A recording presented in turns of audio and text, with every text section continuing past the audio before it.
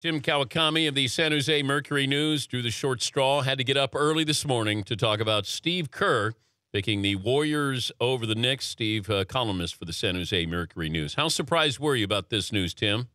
Pretty surprised. Not that, Kerr had a decision to make and maybe the Warriors were closing it out pretty well. I just thought when push came to shove, and I think almost everybody in the NBA thought when push came to shove, he just couldn't turn down Phil Jackson. Just thought that where was this was headed. Thought the Warriors had to give it a shot. You don't get them unless you throw everything you possibly can. But I think even the Warriors, maybe 3 days ago, weren't thinking about this as what was likeliest option. They were just going to take a wild shot at it, put their chips on the table, and see what happened. And they made it happen. I think the Knicks really made it happen because they opened the door by not maybe giving the best offer. And then once the Warriors came in hard, the Knicks had to match that. They had to show the same amount of credibility or whatever, dollar amount, whatever you want to say, and they didn't do it. And the Warriors saw that opening, and they barreled right through it. That's Joe Lacob is their owner, and that's what he does. Is he sees something. If he sees an opening, he beat Larry Ellison out to buy the Warriors. I'll always go back to that one. If you can do that, then I guess Steve Kerr from the Knicks isn't that big of a surprise, but it was just because I thought he was headed to the Knicks. You talked to Kerr? Yeah, I talked to him last night. What was the deciding factor here that he went Golden State instead of the Knicks? Well, he made carefully to point out that he's not referring to the Knicks when he said this, but you judge it yourself. He said, listen, I asked him about expectations because they're replacing, obviously, Mark Jackson, a very popular coach, won 51 games, back-to-back playoff spots. This is certainly not a spot where you want to go where there's no challenge. He said, listen, all jobs are challenging, and you'd rather go to a spot with talent and there's expectations than to a place where there's a low bar and no talent. And again, he said, that's not a comment on New York.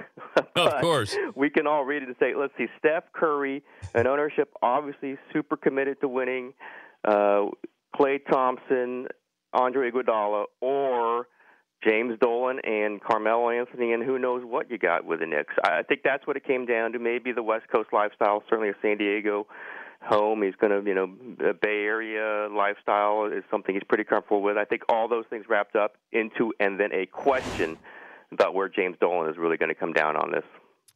So Kerr goes there, and the expectation level is pretty high. He knows that going in. So it's basically you're already in the first round of the playoffs. Now you have to get to the second round.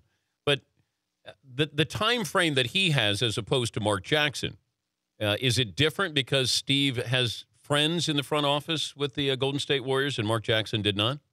Yeah, I think practically, yes.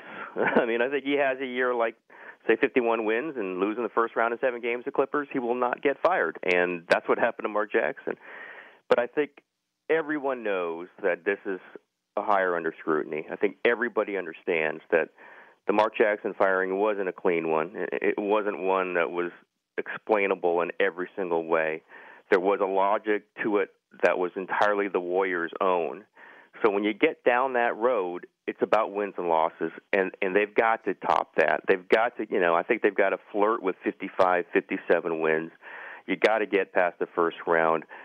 He might not get fired if they win 52 and lose in 7 games in the first round next year, but I think the whole Lacob administration will be viewed much more skeptically. I think the large amount of Mark Jackson partisans will have a lot to crow about, and that will just be a sour turn in things. Again, I don't think Kerr would be fired, unless things just go, straight into the garbage dump.